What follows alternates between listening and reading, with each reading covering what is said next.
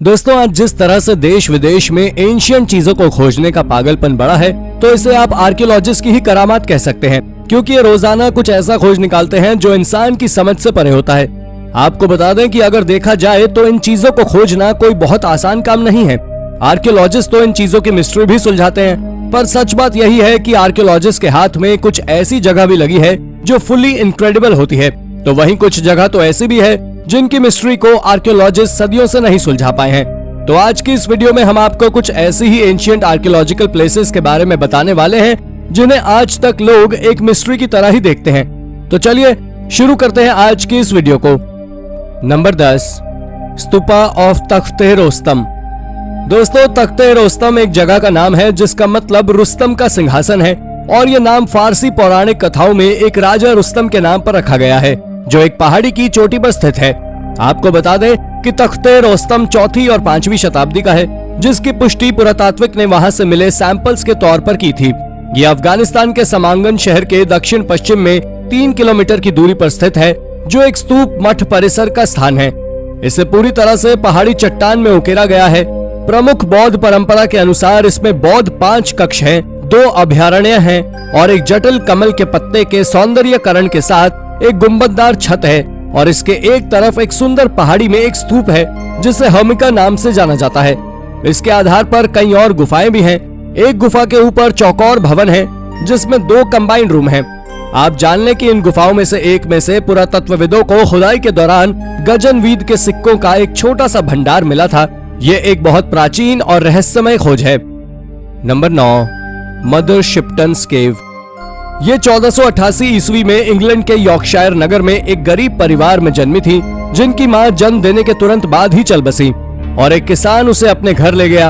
वो जैसे ही उसे घर ले गया तो उसके घर अजीब हरकतें होने लगी, लेकिन समय के साथ सब ठीक हो गया और 24 वर्ष की आयु हो जाने पर शिप्टन नामक एक बढ़ई सी उनकी शादी हो गई। परंतु शादी होते ही उनका पति मर गया। बाद में वो पति के नाम को धारण कर मदर शिप्टन के नाम से संसार भर में प्रसिद्ध हो गई। उसके बाद वो अपनी आध्यात्मिक शक्तियों से लोगों को भूत, भविष्य, वर्तमान की घटनाएं बताती तथा साथ ही साथ विभिन्न रोगों की चिकित्सा भी करती थी, और दूर दूर से लोग उनके पास अपना भविष्य जानने के लिए आते थे तथा उनके द्वारा की गई भविष्यवाणियां सच भी निकलती थी, और उनकी डेथ भी उसी गुफा में हो गई। तब से वो प्राचीन गुफा आज भी प्रसिद्ध है और लोग उस गुफा में जाकर आज भी ठीक हो जाते हैं। नंबर 8, द मोजू टूम्स। ये दुनिया के कुछ सबसे खूबसूरत कब्रिस्तान में से एक है। इस मोजू नाम के एरिया में 4वीं और 6वीं सेंचुरी की कई सारी कब्रें मौजूद हैं, जो एक एलीट रूलर के द्वारा बनवाई गई थी। आपको जानकर हैरानी होगी कि यह दुनिया के निंटोकू कॉफुन एम्परर के द्वारा बनाया गया अब तक का सबसे बड़ा कब्रिस्तान है, और इनकी ये कब्र चारों ओर से मोट से घिरी हुई है, जो करीब करीब 2400 फीट यानी कि 731 मीटर लंबी है, जिसके चलते ये जापान देश की सबसे बड़ी कब्रिस्तान है। और हाँ, यही नहीं बल्कि इसी के चलते सारी दुनिया का भी सबसे बड़ा कब्रिस्तान बना हुआ है। आप जान लें कि जापान में ही दुनिया का तीसरा सबसे बड़ा कब्रिस्तान भी मौजूद है, जो एम्परर रिचू कॉफुन की कब्र है। लेकिन ये सबसे बड़ा कब्रिस्तान की होल के आकार पर है, जिसे पेड़ पौधों को लगाकर छिपा दिया गया है, क्योंकि जापान के लोग इस बात पर विश्वास करते हैं कि कोई कब्र खोलना किसी श्राप से कम नहीं है। Number 7, Delos. डेलोस के बारे में शायद आप में से कई सारे लोगों को पता होगा कि डेलोस प्राचीन ग्रीस का एक सबसे अच्छा और पवित्र स्थान है। दरअसल ये एक आइलैंड है जिसे मिडिल एज के दौरान ट्रेडिंग सेंटर के रूप में भी इस्तेमाल किया जा चुका है। इसके चलते Greece Athens, Corinth, Macedonia, Rhodes और क्रेट जैसे देशों से व्यापार करता था। लेकिन आपको जानकारी दे दें कि ये आइलैंड ट्रेडिंग सेंटर से पहले लोगों का बसेरा भी रह चुका है। जब आर्कियोलॉजिस्ट ने इस जगह की रिसर्च की तो पाया कि वहाँ 3000 बीसी के पूर्व लोग रहा करते थे, जो वहाँ 3000 बीसी से 1500 साल पहले आकर बसे थे, जिसके बाद इसे 1580 बीसी में लोगों के द्वारा पूजा जाने लगा। लेकिन किसी को नहीं पता कि आखिर लोग इस आइलैंड की पूजा क्यों करते थे। आपको बता दें कि इसके बारे में एक किंवदंती है कि डेलोस आइलैंड पर भगवान अपोलो का जन्म हुआ था, लेकिन सच से सब परे है। यह दुनिया की सबसे रहस्यमय चीजों में से एक है। नंबर 6, डिम्मू बॉगिर। दोस्तों, डिम्मू बॉगिर एक आइसलैंड है जिसे लावा वर्ल्ड के नाम से भी जाना जाता है। आपको बता दें कि बहुत से लोगों का मानना है कि ये अंडरवर्ल्ड का एंट्रेंस गेट भी है। इसका उल्लेख कई प्राचीन किताबों में है और ये आज भी लेक माइवाटन के किनारे पर नॉर्दर्न रीजन कंट्री में मौजूद है। इस आइलैंड पर जो भी सैंड मौजूद है उसे आज वो केवल 2300 साल पहले हुए वोल्केनिक ब्लास्ट के कारण लावा से बनी हुई है। आपको बता दें कि इसके चारों ओर पानी होने के कारण गर्म लावा के पानी के कांटेक्ट में आने से बने कई अजीब और विचित्र जियोलॉजी स्ट्रक्चर देखने को मिलते हैं। इसमें बना सबसे अजीब और सबसे सुंदर रॉक फॉर्मेशन को वहां के लोगों के द्वारा द चर्च नाम से जाना जाता है।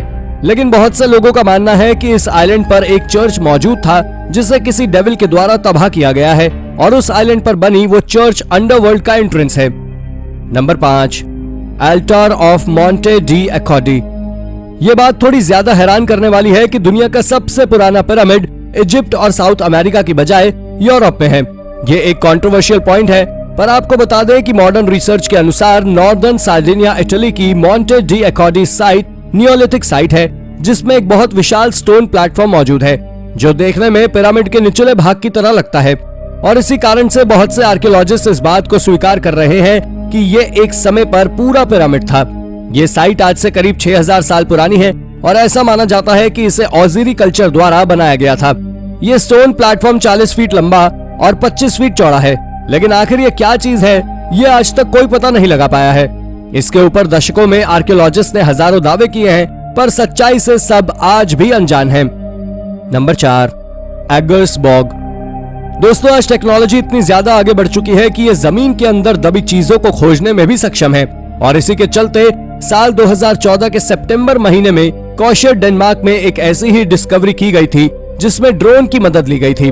दरअसल इस डिस्कवरी के दौरान आर्कियोलॉजिस्ट ने वाइकिंग एरा का पूरा एक रिंग शेप में बना फोर्ट्रेस खोजा था और ये कितना ज्यादा अनोखा है इसका अंदाजा आप इसी बात से लगा सकते हैं कि दुनिया भर में अब तक केवल इस प्रकार के 7 फोर्ट्रेस ही खोजे गए हैं जिन्हें ट्रेलेबॉग फोर्ट्रेसेस के नाम से जाना जाता है।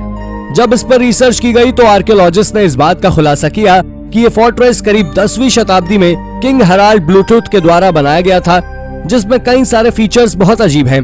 इस सर्कुलर रिंग के चारों ओर से बाहर निकलने के द्वार मौजूद थे जिन्हें एक साजिश के चलते जला दिया गया था और उसी समय वहां रहने वाले कल्चर का अंत भी हो गया था। नंबर 3, बगान। ये साउथ ईस्ट एशिया की सबसे मशहूर सिटीज में है क्योंकि ये सिटी इतिहास में जुड़ी हुई है। आपको बता दें कि बगान में लगभग खड़े 2000 से अधिक मंदिर के अवशेष हैं जो एक बार 11वीं से 13वीं शताब्दी ईसा पूर्व के हैं और वो मूर्ति पूजक साम्राज्य के उदय में वहां खड़े किए गए थे। वो मंदिर बगान की असामान्य समृद्धि की बात करते हैं। बगान के मंदिरों के आकार, उद्देश्य और भव्यता में बाकी सभी से अलग हैं।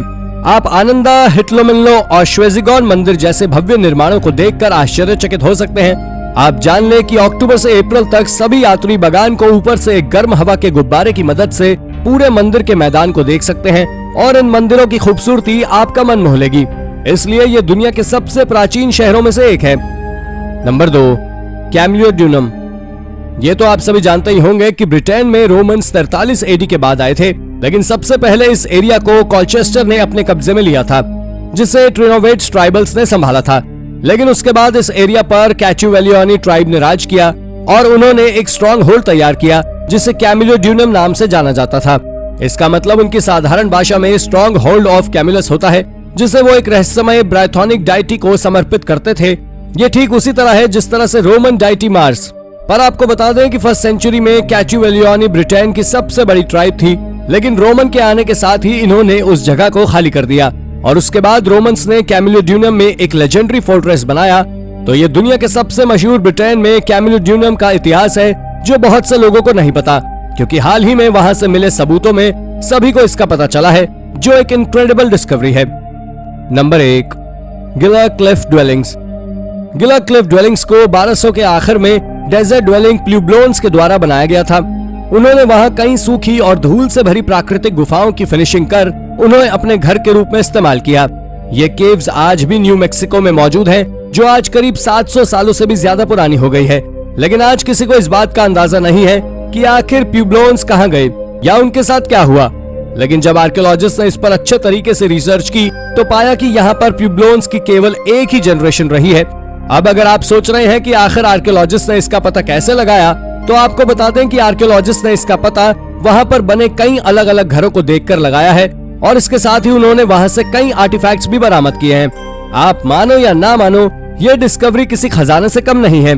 तो दोस्तों, ये थी हमारी आज की वीडियो। अगर आपको वीडियो पसंद आई हो तो वीडियो को लाइक करें, और हाँ, जाते जाते चैनल को सब्सक्राइब भी जरूर कर दीजिएगा। धन्यवाद।